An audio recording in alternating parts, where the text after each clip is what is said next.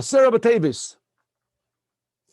This Friday is going to be the 10th day of Teves. The 10th day of Teves is when the king of Babylon laid siege to Israel, laid siege to Jerusalem. Sorry. It says Samach Melech Bavel Lechomot Yerushalayim.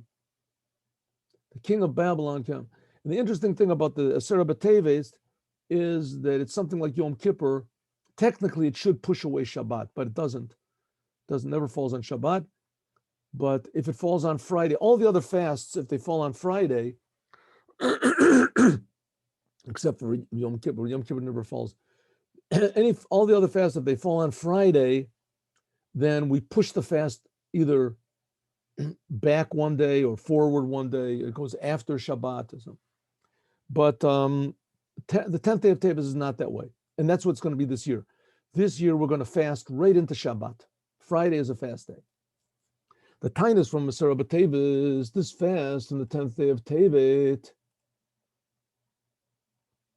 is mitam zez, for the reason was by, this is the day when Samach Melech Bavel, when the king of Babylon laid siege. Samach means he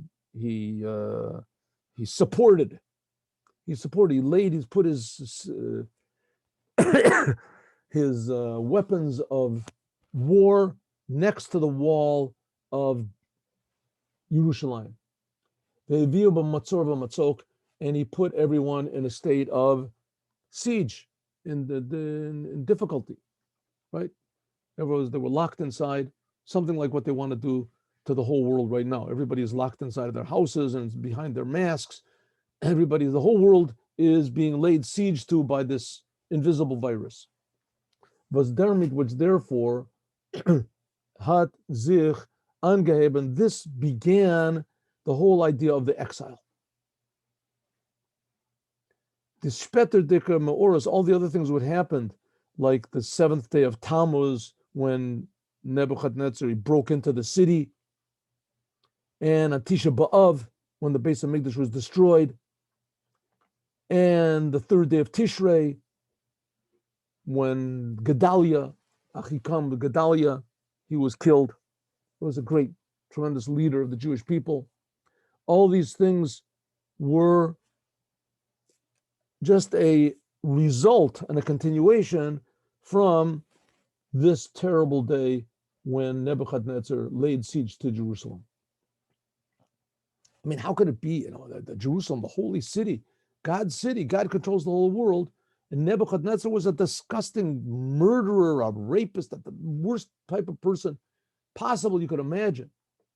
And he went and took over Jerusalem. How could this be? This is like the biggest, I say, paradox, what do you call it, than possibly you could possibly have. But that's what it was. And that's what sent the Jews into exile. Yesh Loma, we can say, Teves GREAT, like we said a long time ago, which we said and once in great length. The Rebbe is speaking, as does is this Hasbor, this is the reason why the Avudraham, one of the explainers of especially of the Siddur and the prayers, as their tinus to the fast of the 10th day of Teves, hat in zich tokif, the chumrah is more powerful, and it's in a way much worse and stringent than the other 3 fasts. Well, we said that the Tisha B'Av and the 7th day of Teves and the death of Tzom Gedaliah. As a filu chal b'Shabbos, even if it falls on Shabbos, you wouldn't be able to push it away for another day, because it says over there in the prophecy, it says be'etzem hayom hazeh. It says over there in the book of Yechezkel, it says be'etzem hayom hazeh, on this day, be'etzem hayom hazeh, on this very day. When it says be'etzem hayom hazeh, it's just like Yom Kippur. Vibalta's air is the mocker, because also that's why it's so severe. The law is so severe that it would push away Shabbat if it fell on Shabbat, because it is the source of all of the other 3 fasts, and therefore it is worse than all of them. Vibalta, because the Chorban Beit Sheni, because the destruction of the second temple, and the exile which came after it. This is a continuation from the destruction of the first temple. That's when all this happened. Ubafrat, and especially the Geula from Zman Beit Sheni is Nitgaven a Geula Shlema, and also when the Jews came back from Babylon and built the second temple, that was a certain type of redemption, but it wasn't complete. A lot of Jews remained in Babylon. And also the second temple was also destroyed. And the second temple, it says, was missing 5 things. So it comes out that this day of the 10th day of Teves is the beginning and the cause from the whole entire idea of the exile that happened afterwards. In other words, we've been sitting, the second temple was destroyed about 2,000 years ago, almost 2,000 years ago. And the first temple was destroyed, like almost 500 years before that. So that we've been in exile for 2,500 years is because of this terrible day, the 10th day of Teves. Pretty bad, pretty depressing, right? So how can the Chassidut make something positive out of it? What can we learn from this? What can we learn? I mean, even more. If when we had the first temple, the Jews did these terrible sins,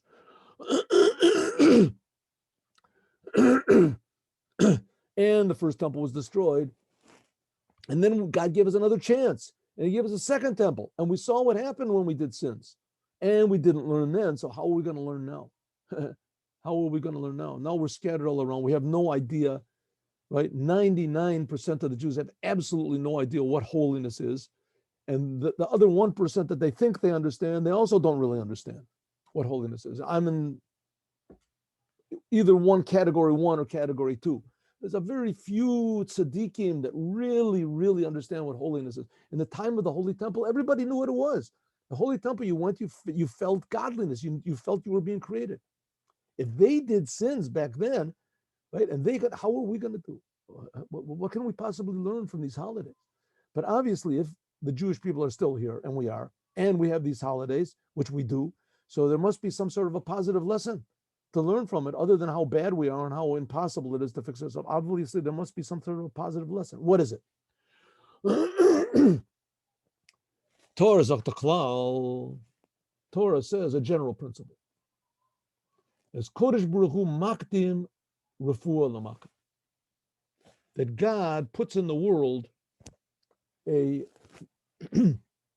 treatment, a medicine, before it puts in the world a disease.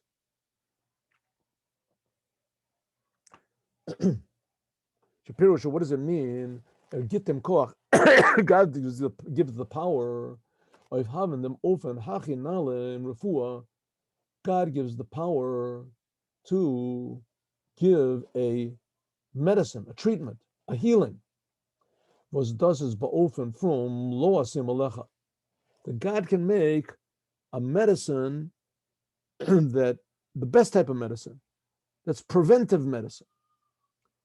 That because of this medicine, as God won't even make the disease in the first place. It's not when the disease comes, this medicine will take care of it. This is a medicine which is preventive.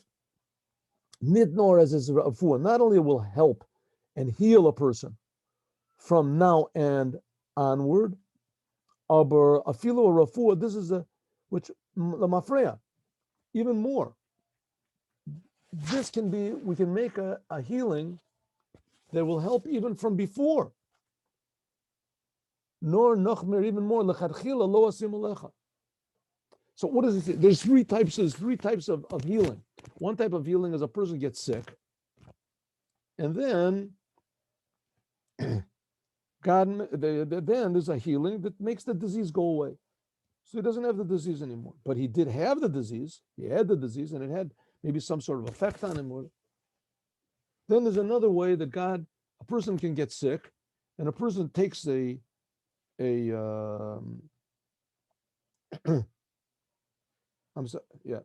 person takes a medicine, and this medicine wipes out all beginning of the disease. Makes the person feels a little bit sick, and he takes chicken soup, and he gets better, right? He gets better so that, but then there's even a better way is what? That he takes this medicine and he never gets sick. That's the best way. That's the best. He says that's what God does. God creates a healing before the disease, and he creates a healing that can be in one of these three ways. The best is the third way, that not only does it take away the disease, but even more, it removes totally the disease, and even more, it makes it you never even get the disease in the first place. Oh, we're going to see that this is what we can learn from the 10th day of Teves.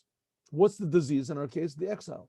Therefore, is always verstandig, so it's understood as oich benegea, also the makkah from Gullus, also this disease, this terrible disease that we have, that we're living in now, which is called exile, is a Kodesh Baruch Hu makdim refuah. He must have made some sort of a medicine that eliminates this even before it happens. Noch eder, even before it began the whole thing of exile. Was das is given. This was when Samach Melech Bavel al Yerushalayim. This is hinted at by the fact that the king of Babylon, he laid siege. Samach means that he supported. He supported. He put near. He put his weapons of war. He put them somach. He leaned them on the walls of Yerushalayim. But their Eibishter showing eingehen. We can learn this in a good way. That God had already showed us in Vos B'Shteit, the refuah, exactly where to find this medicine, on this magic elixir, on enum from the Loasim Alecha, in one of these ways of, we said, I won't put the disease on you at all. Either what you'll have the disease and that God will stop it, or you'll have the disease, God will remove it, or you won't even get the disease at all. Loasim Alecha, I won't put it on you. The Chazal Zogan, the rabbis say that the reason for the terrible exile that we're in now, right, 2,000 years of being murdered and pursued and chased from country to country and burned, and this is Gala Katzas, as known as Gala Katzas, that Kitzam, I'm sorry, that it doesn't seem that there's any end to this. Just think for 1 second. What's one of the things of the future redemption? That all of the Jews are going to return to Judaism, and they're all going to go back to the Holy Land. Look at the situation, what it is now. Where is the situation? The Holy Land is the Holy Land. Sometimes I know people that the worst place for you to be for Judaism is in Israel. As far as Judaism is concerned, the worst place is in Israel. I know people that they went outside of Israel, they went to finish the army, they went to Bolivia, to these crazy places, and they became religious, and they put on tefillin, and they really enjoyed it. Then they came back to Israel, and their friend said, what happened? Somebody died? What do? You're not going to go with us to the beach on Shabbos, you're not going to do, and look at the situation of Jews all over the world, how they're so confused, and they're so the leftists, and this self-defeating, and how they hate Judaism, right? They hate Judaism, they hate that we're the enemies, we're the bad guys, the Palestinians are we're the Goliath, the Palestinians are David, everything is all. You want to tell me, how is this possibly going to come to an end? It says the Rebbe, don't worry about it. There was already created a medicine that cures the whole entire thing. Is there oven from Sinas Chinam? What's really the cause of the whole exile? Hating other people. Hatred. What does it mean, hating Sinat Chinam? Hating another person. In this case, we're talking about Jews. Hating another Jew, one Jew hating another Jew, right? And very rarely do Jews hate non-Jews for no reason, right? They hate them because what they did. Very rare. Here we see in Israel, right? They have these Palestinians. They gave them land. They gave them everything. They come and they kill us. We still, no, we like you. You're our friends. We're not going to do it, right? To hate a non-Jew. What are you talking about? But to hate a Jew, one of the biggest pleasures in the world, right? To hate another Jew. I hate you because why? What do you mean hating a person for no reason? So it explains there's a minor called Hechaltzu. Hating another person means you hate another person just because he's not like you. He's different. Just because a person is different. That's all. You hate him. If the person comes in and he agrees with you 100%, okay, then I'll make an exception. But in general, someone is different from me, I don't like him, right? I'm saying this generally goes between Jews and Jews. Jews and Jews. You don't agree with me, you're not in my group, you're not in my this, you're not in my, and even if you are, not hating a person for no reason. For no reason. Al pizeh, according to this, pashut, it's simple as the refuah. So what is the healing for this, for the exile? And the hepech, and the opposite, is to do the opposite. Ahavat chinim, love a person for no reason. Ahavat Yisrael, loving another Jew just because he's a Jew. And in a complete way, Achdus Yisrael, the unifying of the Jews. When oich benogeh zu chorban bayis rishon, and even in regarding to the first temple, was is given, which was not because of this reason. It says the second temple was destroyed because of meaningless hatred. The first temple, it says, was destroyed because of the three of eras, the three terrible sins that the Jews were doing of idolatry and licentiousness and murder. How this was in the first temple, we'll talk about later, but nevertheless, that was the main problem back then. It's known as what the rabbis say, as a filoven Yidden Zayin and Rachmanasan over there, that even when Jews were worshiping idols, right, like I told you about Yerovim ben Nevat, he served idols, is oich zei zayin and ba'achdus, nevertheless they are still in unity. Is that if they are still unity, can kaina nit haben kain shlita of zei. It says that why was it that the 10 tribes of Yerovim ben Nevat, they lasted for like 220 years or something like that, 250 years, 70 years. They lasted, and they were worshiping idols the whole time. He says because there was peace between them. There was peace. Because there was peace between them, as God said, okay, I'll overlook all these other sins.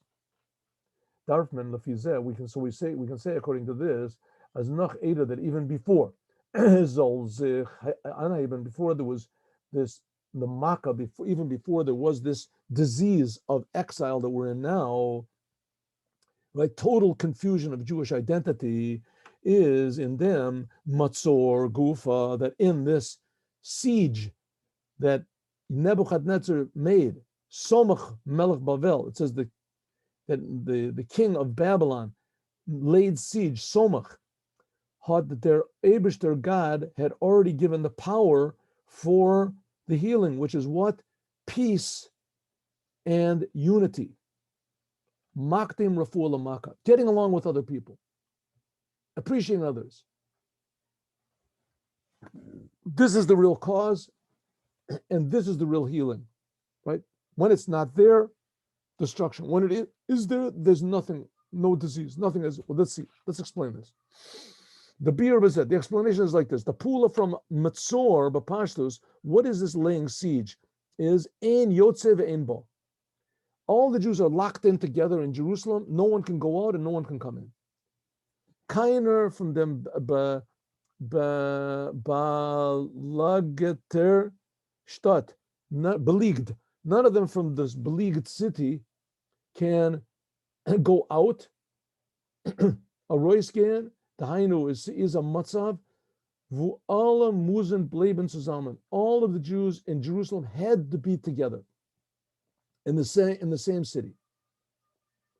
Kein Fremder, and no stranger from those people can come in. Says Dort, nor Yidden. All there is just Jews. From Ir Yerushalayim, from the city of Jerusalem, was in Yana is Ir Shechurba, Chuvra B'Lo Yachtov. It says in Psalms that this is a city which is joined together. Ziz Mechaber, the city of Jerusalem, is supposed to unify Jews. 3 times a year, all the Jews in Israel would come to Jerusalem. Noch more, even more, their inyan from Yerushalayim is like angedate in the Naman, is which is indicated by the name Yerushalayim, a total fear of God. What does it mean, total fear? Sometimes the most healthy thing in the world is total fear. You're driving your car, right? Why don't you just go over to the other side of the road? Why not? What are you, normal? That's crazy. Who says it's crazy? Give it a try. Go over to the side. Says, no, I don't want to do that. That's what's called healthy fear. Healthy fear means that you stay within the boundaries of life, right? But why not open up, take a knife, open up your stomach, right? Open up. But that's insane. Who would do a thing like that? Try it. Well, I don't want to do a thing like that. Why? Are you afraid? Are you scared? Of course, I'm afraid. I'm afraid of doing a stupid thing. Who wants to kill yourself? That's crazy. That's called a healthy fear. To stay within the boundaries that God made. That's what Yerushalayim is supposed to be. Shlemus of your complete fear, total fear. And it was healthy fear. Unveya steht, like it says in the Rishonim, as Yerushalayim hat mashpia geven yirat shamayim, that Jerusalem gave the fear of God of the olive on anybody which kommen und haben getan the avodas of Mikdash, anyone that came into the temple. Anyone that came into the temple, they knew what was healthy. Let's just take an example now. They have this vaccine, right? Oh, the vaccine is good. Is it healthy? Sure, healthy, most healthy thing in the world. Healthy thing. If someone comes out, somebody says, listen, it's deadly. Don't take it. It'll kill you in a second. Don't take it. Nobody will take it. No one's going to take it. No one's going to say, what do I care if I die? So what? I want to take the vaccine. I mean, there could be some suicidal people. As soon as you know what's bad, you don't do it. But if you don't know what's bad, like it is now with this vaccine thing, you don't know, so you might do it. The same thing is going against God, stealing, lying, cheating, eating not kosher food, not keeping Shabbat. It's like taking a deadly vaccine. Who would do it? But we don't know. When you went to Yerushalayim, you got what's called true fear. True fear means you knew clearly what was good and what was bad. And you were afraid to do what was bad. You knew it was against your spiritual life, your physical life also. Und das ist bei sie verblieben euch nach seiner Umkehren, and this fear, that healthy fear of God that everybody got when they went to Jerusalem, it remained when everyone went home. The Matzorah of Yerushalayim. If so, we see that maybe there was a little bit something good over here, that Nebuchadnezzar made a siege on Jerusalem. What do you mean? He closed it in. Bringt zu them, it brought to this, as nit nor sollen Yidden sein beachtus, not only were Jews together, even more, as at the achtus, that this unity should be shleimus ayira, should bring in a way of complete fear. In other words, complete fear of the creator of the universe. A healthy fear. Just like a person is afraid to do things that are endangering his life. So here, listen, sometimes there can be unity, like you said in the second temple, that the Jews in the first temple, in the 10 tribes, that they did idols, they did terrible things, but there was unity between them. So there was unity, but for a bad thing. It says also for the Tower of Babel, it says that there was unity between them. Because there was unity, so therefore God had peace. God left them alone. God had to confuse their speech so that they wouldn't have unity. But that was unity for a bad thing. Here, Nebuchadnezzar made it there would be unity, and it would be for fearing God. All the Jews in Yerushalayim. Yerushalayim means Yireh Shalem, a complete fear of God. On Achdus, a unity, which brings to doing, which is the foundation of doing Torah and the commandments and all holiness.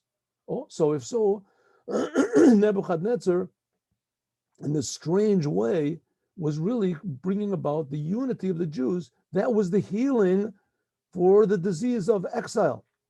Can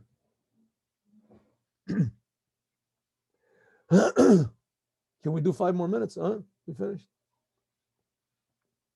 So, you know what? We'll finish this tomorrow. We'll do it tomorrow and we'll start a new Sikha. Very good. Okay. Then tomorrow we'll start a new Sikha. Let us just learn the Yom for today, as has been our custom with the help of God. Today is the 7th day of Teves, right? 7th day of Teves? Yes. The 7th day of Teves says like this.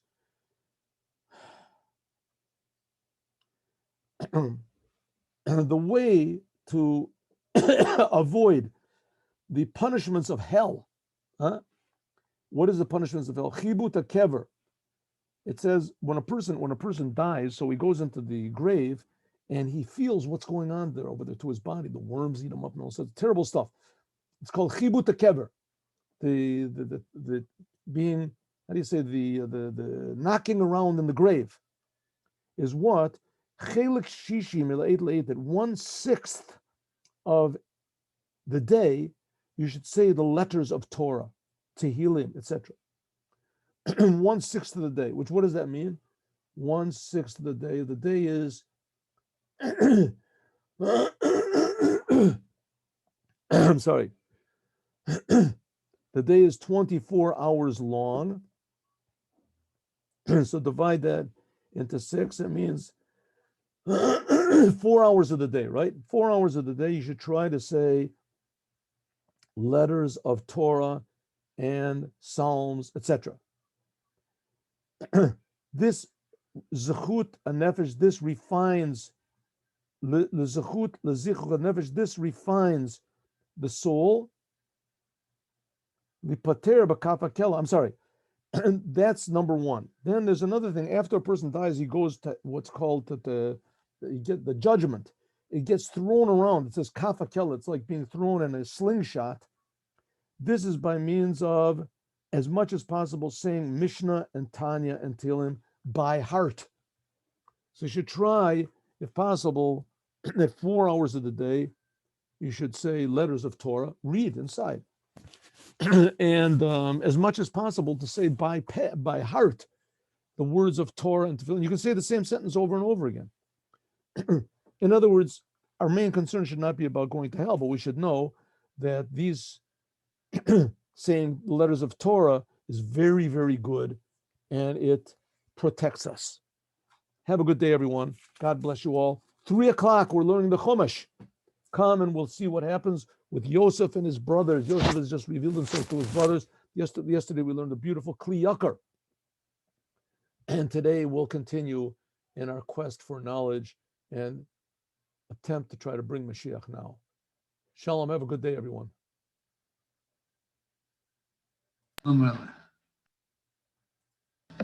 Thank you.